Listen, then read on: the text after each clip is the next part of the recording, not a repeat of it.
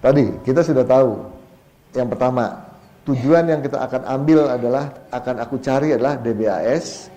Yang kedua, bagaimana cara mencapai tujuan itu? Cara mencapai tujuan itu adalah dengan mengikuti pedoman hidup. Jadi jangan lagi punya pendapat, kalau kita ingin bahagia, mestinya kita seperti burung. Seperti burung bagaimana? Burung bebas, tidak ada aturan-aturan yang harus diikuti.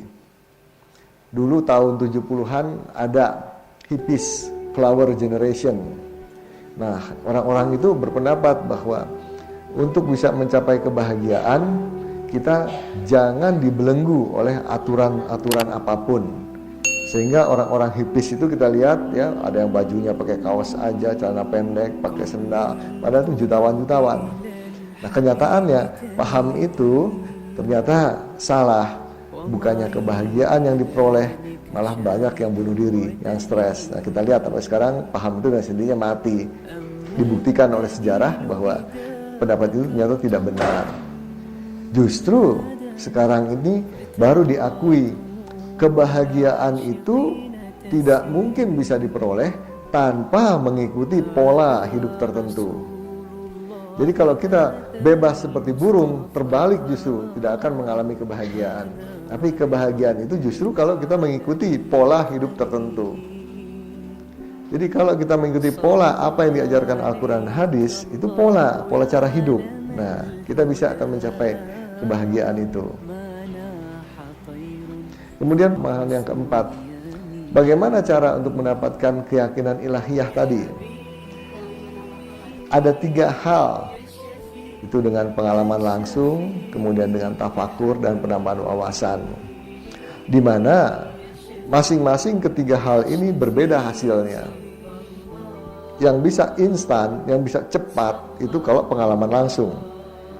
Yang kedua dengan tafakur. Tafakur juga sebetulnya itu merupakan pengalaman langsung, cuman tanda kutip. Pengalaman langsung artinya kita mensimulasikan akal dan kolbu kita seolah-olah kejadian itu nyata, seolah-olah kejadian itu kita alami, seolah-olah itu pengalaman kita. Itu tafakur. Nah, yang ketiga dengan penambahan wawasan.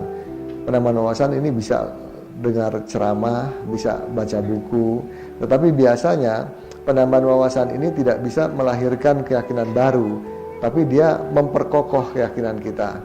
Misalnya kita udah punya keyakinan ilmu yakin, kemudian kita baca buku, mengena di situ, keyakinan kita yang ilmu yakin bisa naik menjadi ainul yakin. Jarang sekali orang mendapatkan keyakinan awal dari penambahan wawasan. Jadi kalau direview, ini merupakan alur logis dari berpikir. Pertama, apa yang aku cari? Jawabannya adalah dunia bahagia, akhirat surga. Mudah-mudahan kalau tahu ini nggak ikut-ikutan ngebom. Kemudian bagaimana cara memperolehnya? Oh, cara memperolehnya adalah dengan mengikuti pedoman hidup Al-Quran. Dari sini akan timbul perasaan kalau kita nggak taat itu adalah suatu kerugian bagi kita. Kemudian bekal apa yang diperlukan? Inilah keyakinan-keyakinan ilahiyah. Karena keyakinan ilahiyah itu akan menentukan sikap kita. Semakin banyak keyakinan ilahiyah, maka sikap kita pun otomatis akan bisa mengikuti apa-apa yang dipindahkan Allah dan Rasulnya. Kemudian bagaimana cara mendapatkan bekal? Itu adalah dengan tafakur. Jadi dalam majelis ini ya khusus untuk tafakur. Karena itu di majelis ini tidak dibahas masalah-masalah yang berkaitan dengan fikih. Nah, kalau kita introspeksi dari sini, ibu-ibu dan bapak-bapak, apakah sudah cocok sekarang yang dicari itu DBAS? Masih ada kesempatan ya untuk merubah pola hidup. Jadi yang sekarang pola hidupnya ingin mencari kekayaan, ganti, ingin mencari DBAS. Yang ingin mencari kesembuhan, juga begitu, rubah hidupnya jadi DBAS. Orang sakit tujuan hidupnya cari kesembuhan. Coba lihat, banyak orang yang sehat itu bunuh diri. Tapi coba lihat orang yang DBAS, yang dunia bahagia, mana ada orang yang bahagia bunuh diri? Nggak ada kan? Nah ini yang saya maksudkan tadi. Yakinkan dulu yang kita cari di dunia ini sudah benar. Kira-kira rela nggak menukar apa yang aku cari selama ini dengan DBAS?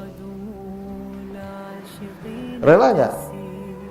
Mestinya DBAS itu bukan keluar dari bibir ya, tapi keluarnya dari hati. Iya, DBAS itu yang aku cari. Mestinya begitu. Tapi kalau sering dengar DBAS, apa yang aku cari? Otomatis DBAS.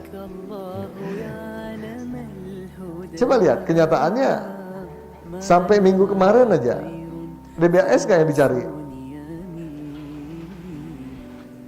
Anak saya itu kuliah di ITB, dia pingin jadi insinyur arsitek. Ketika dia harus memilih pada saat yang sama, dia harus memilih. Diajak nonton, nggak mau. Kenapa? Aku ada kuliah. Dalam jam yang sama ada dua pilihan, dia akan memilih mana yang paling penting menurut dia. Karena yang penting menurut dia itu adalah menjadi insinyur arsitek. Karena itu dia nonton diabaikan. Nah, apa yang bisa kita baca dari kejadian ini? Sebetulnya pilihan kita itu merupakan sesuatu yang lebih penting dibandingkan dengan yang kita tinggalkan. Setuju nggak? Ya. Jadi kalau ada dua pilihan, ada A dan B, kita pilih A. Itu artinya A pasti lebih penting daripada B. Misalnya, dalam saat yang sama, jam yang sama, katakan jam 10, itu ada dua undangan. Satu undangan dari Pak RT, satu lagi undangan dari Pak Gubernur. Kita pilih yang mana?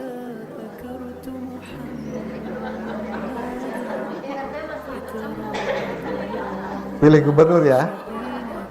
Bilang ke Pak RT kan, maaf Pak, saya nggak bisa datang, saya ada undangan di gubernur.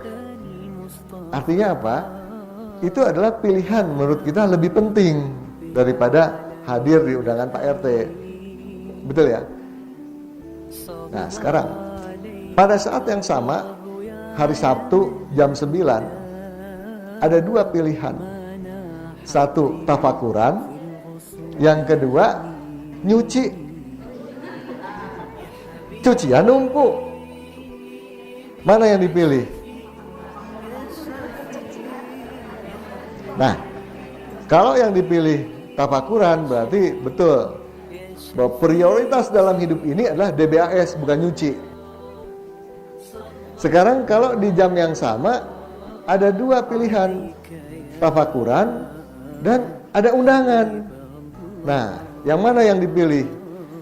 Yang dipilih itu menentukan prioritas menurut yang bersangkutan. Jadi, kalau ada seseorang pada waktu ada pilihan, harus ke undangan, harus tafakur, kemudian dia berangkat ke undangan, artinya apa? Artinya dia tidak yakin dengan tujuan yang dicarinya itu DBAS. Inilah yang saya katakan tadi. Mestinya DBAS itu keluarnya dari hati, bukan dari bibir. Kita lihat sikap. Sekarang begini, coba. Jadi panitia jam 9 mulainya. Udah dikasih baju, seragam, ya. Kan harus gitu. Ternyata jam 9 berhalangannya bukan tafakuran. Dipanggil sama Ibu Mega mau dapat 1 miliar. Udah lupa seragam. Nah, artinya apa? Di sini kan bisa kembali kita ikro ya, kita lihat seberapa jauh keinginan kita untuk mencapai DBAS. Itu akan kelihatan dari sikap kita.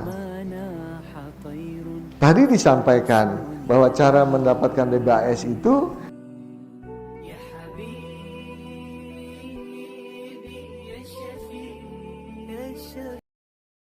Thank you.